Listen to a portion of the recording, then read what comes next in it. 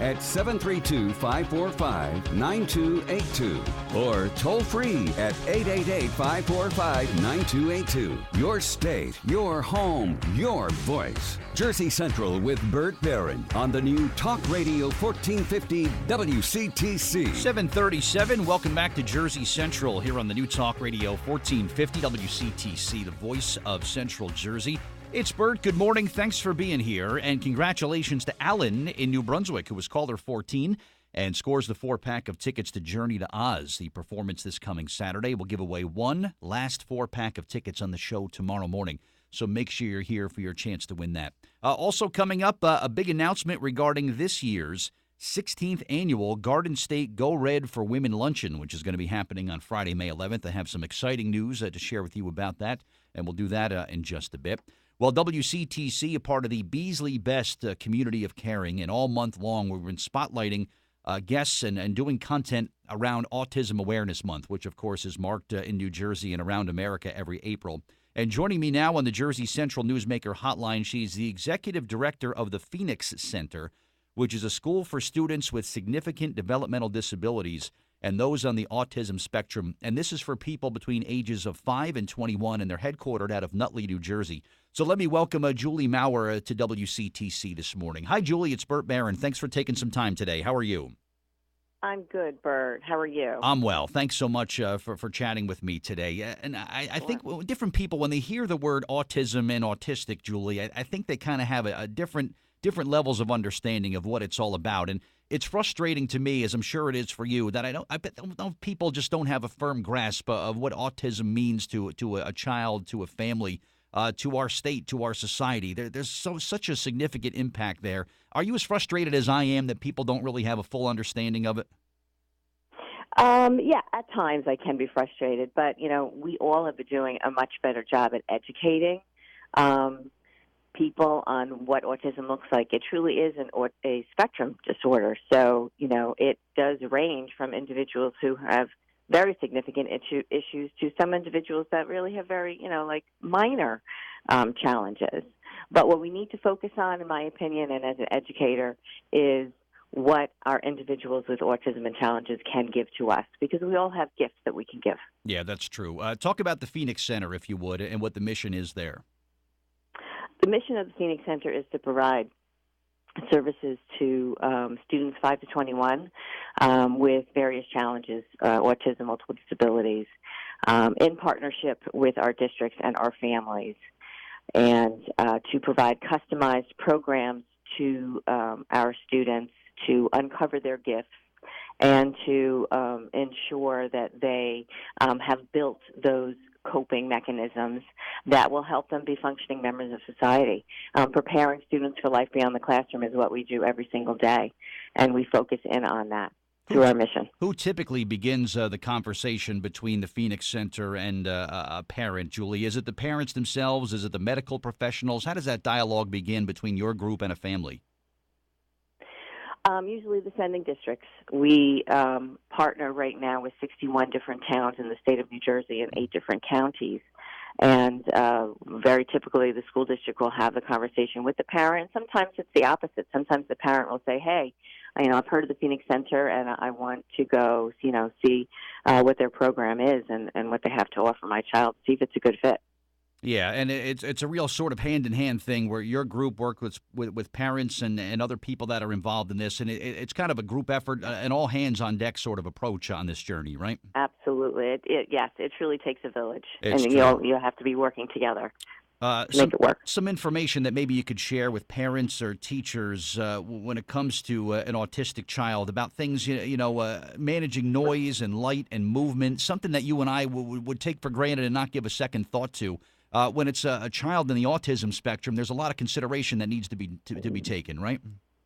Yes, absolutely. Sometimes things like bright lights or sudden noises can be unsettling to individuals, especially those on the autism spectrum. They love preservation of sameness. So if you were to have a child with autism in your play group, perhaps with your own child, understand that individual may want to play games that have, about the same rule set and explain to your own child that that's okay.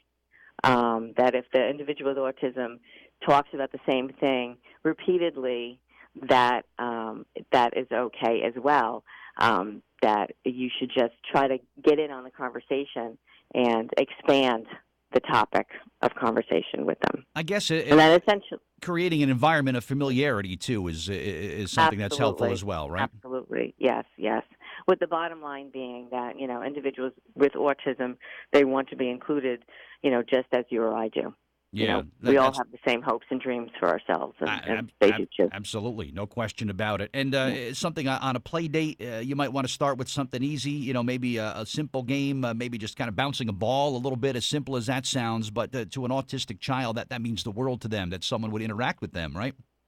Yes, absolutely. And sometimes the game might be more of a parallel play, where the children are playing side by side, not necessarily directly with each other, and then as time goes on, you can engage in that direct one-on-one play and encourage that one-on-one play.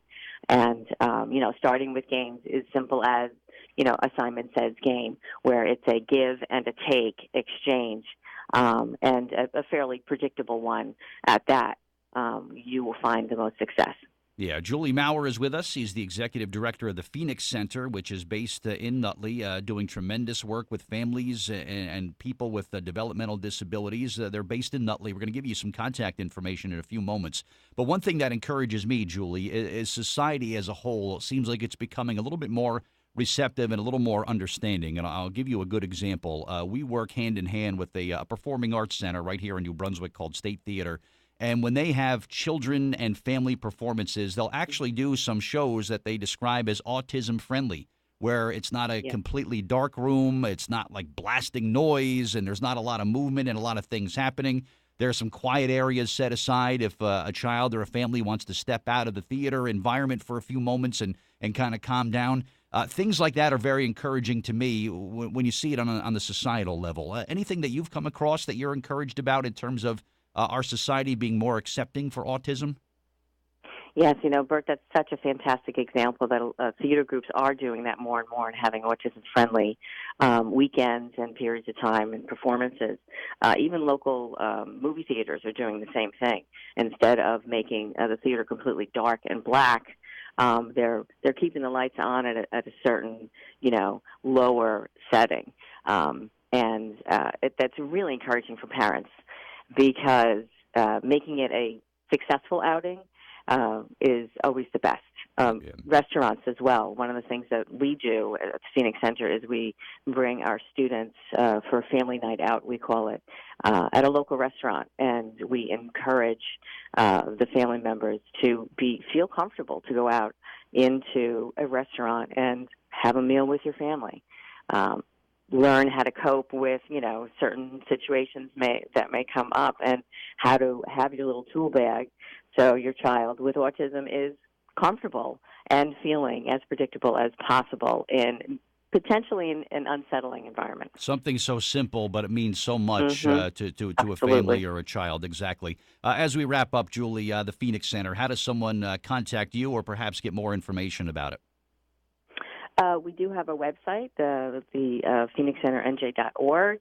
You can like us on Facebook, or you can call me directly at 973-542-0743. All right. Julie Mower, Executive Director of the Phoenix Center, thank you for the time this morning and for what you're doing for families impacted by autism. It's greatly appreciated, and thank you for your time today, okay?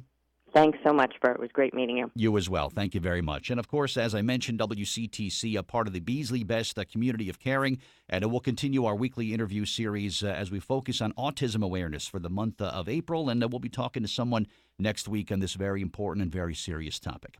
Jersey